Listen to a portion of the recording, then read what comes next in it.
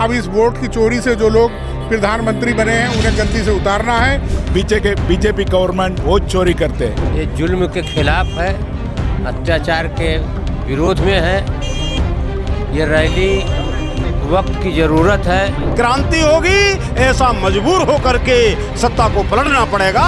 इनके ऐसे कुकर्म हो रहे हैं। नमस्कार, हिंदी टॉप देख रहे हैं आप और मैं हूं आपके साथ जानिसार खान। इस वक्त हम रामलीला में मौजूद हैं और यहां पर तमाम कार्यकर्ता जो हैं कांग्रेस के पहुंच रहे हैं। पूरे देश भर से तमाम कार्यकर्ता पहुंच रहे हैं। आपको बता दें कि इस वक्त राहुल गांधी पहुंच चुके हैं रामलीला मैदान में। हमारे साथ कुछ कांग्रेस समर्थक हैं। सर, कहाँ से आया? मैं मुरादाबाद से आया हूँ जी।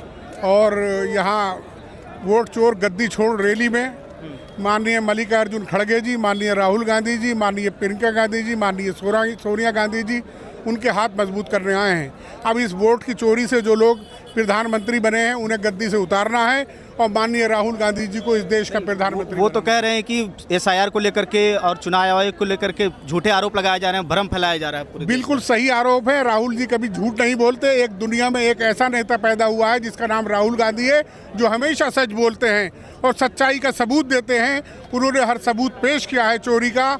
हर जगह चोरी हुई है। बिहार में अभी चोरी हुई है, महाराष्ट्र में चोरी हुई है, गुजरात में चोरी हुई है। हर प्रदेश में मोदी जी और अमित शाह जी और योगी जी चोरी करवा रहे हैं। तो लग रहा है कि राहुल गांधी जिस प्रकार से सवाल उठा रहे हैं, चुनाव आयोग पर आरोप लगाया जा रहा है, तो बिहार का चुनाव जब हुआ वहाँ किस प्रकार से आपने देखा परिणाम निकल कर सामने, तो क्या ये प्रभाव दिखेगा? ये रैली जो हो रहा है इसका फिर आगे चल के कुछ प्रभाव? मैं तो खुद सेवदल कांग्रेस का प्रभारी हूँ बिहारी का, तो मैंने देखा बिहार में बेपनाह वोट कैप्चरिंग हो रही थी और तमाम लोगों के जो तेजस्वी यादव और कांग्रेस को वोट देना चाहते थे उनके वोट काट दिए गए।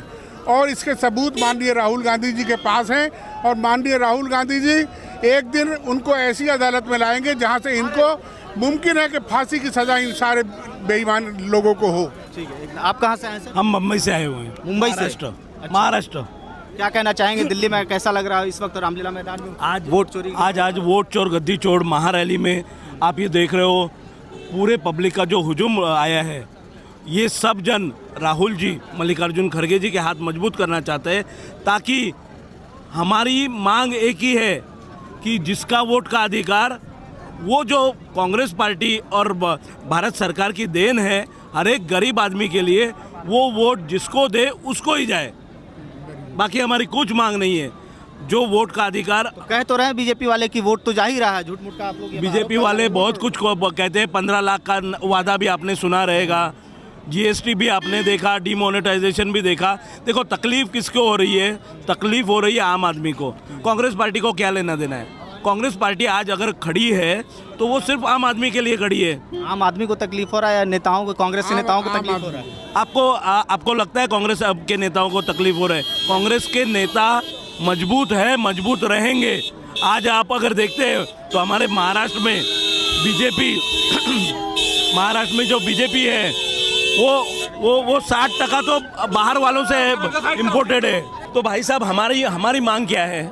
राहुल जी क्या मांगते हैं कि वोट का अधिकार वो आदमी को मिले, वो जनता को मिले, वो जिसको उसने वोट दिया वही प्रत्याशी जीत के आए। अगर वैसा रहे, अगर इसमें अगर कुछ भी चुनाव आयुक्त अगर बीजेपी का एजेंट बन के बैठा है, अभी पहले होता था भारतीय चुनाव आयुक्त, अभी हो रहा है चुनाव आयुक्त फॉर भारतीय गवर्नमेंट। ये फर्क है। TN सेशन जी ने एक सवाल पूछा गया था उनको कि आप इलेक्शन कमीशन ऑफ इंडिया हो कि आप election commission of government of India हो। उन्होंने क्लियरली कहा, मैं इलेक्शन कमीशन ऑफ इंडिया हूँ, मैं भारत का निवडणूक आयुक्त हूँ, मुख्य निवडणूक आयुक्त, चुनाव आयुक्त हूँ।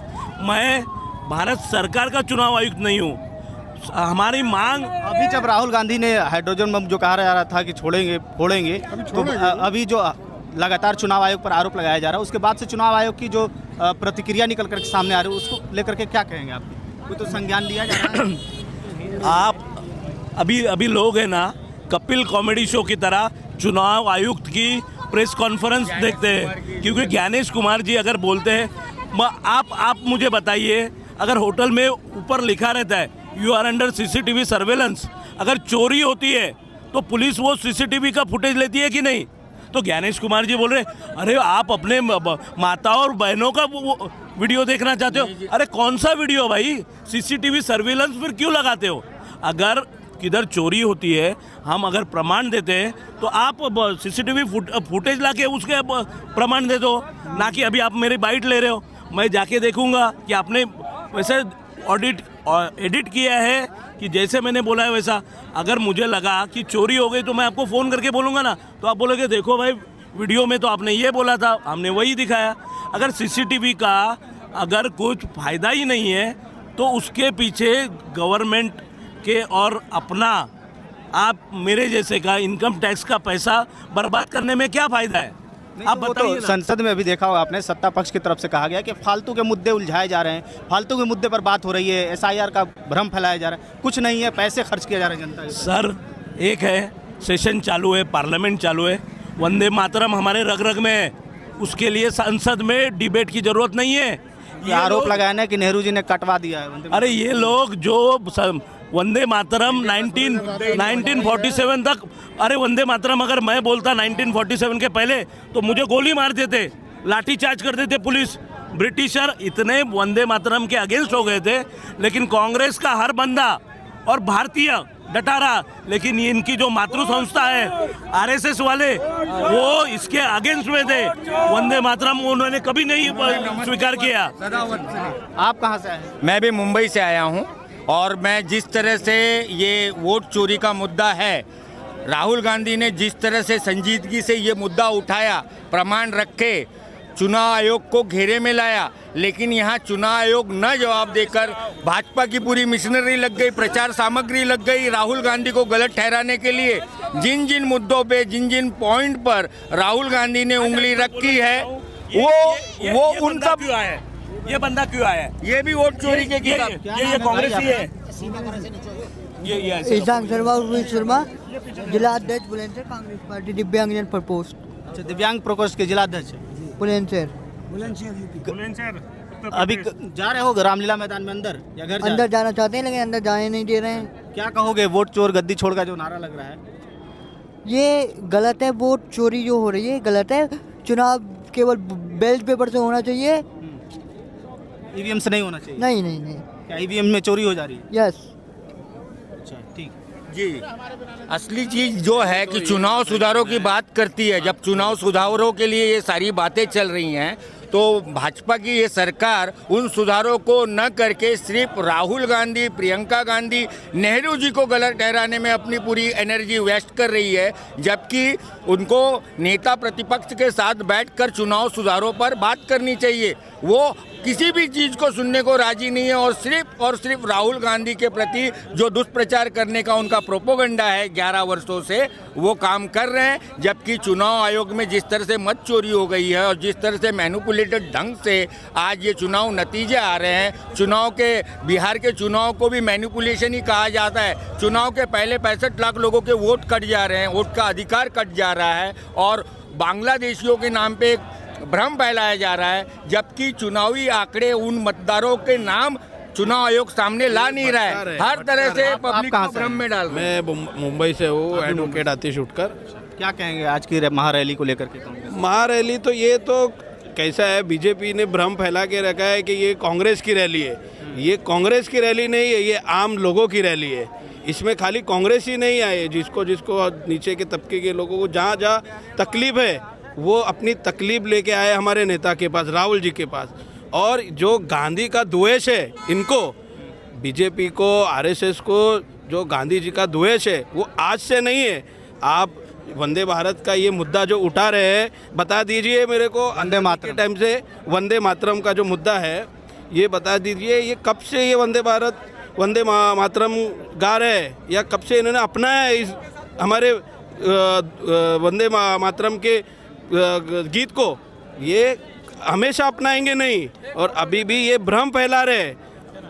कांग्रेस हमेशा देश के लिए है, देश के साथ है और एक ही सच्चा आदमी है। आप राहुल जी का एक झूठ बताइए हमको, एक झूठ कि राहुल जी ने इस बात पे झूठ बोला है, वो झूठ बोल के उस शब्दों को हेर फेर करके बदली किया है।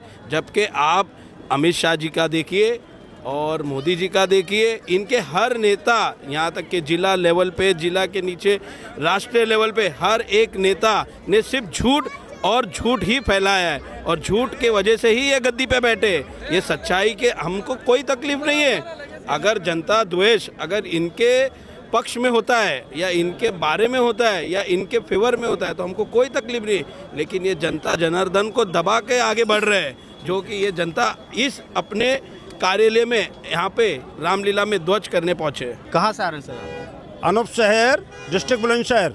आज हम रामलीला मैदान में आप पहुंचे हैं जी। क्या कहेंगे? वोट चोर गद्दी छोड़ के नारे गूंज रहे हैं। अरे साहब, आज तो ऐसा एहसास हो रहा है कि वर्तमान सरकार को ये पब्लिक निश्चित रूप से पलट के रहेगी और यदि इन्होंने कानून के दायरे में यदि नहीं माना, मानवता छोड़ दी है, सही चल रही है, पब्लिक सड़क पे आएगी, क्रांति होगी, ऐसा मजबूर होकर के सत्ता को पलटना पड़ेगा। इनके ऐसे कुकर्म हो रहे हैं, ऐसा एहसास आज पब्लिक दिखा रही है। ऐसा जनमत, ऐसा जन आंदोलन आज पहली बार दिल्ली में राहुल गांधी के लिए हो रहा है।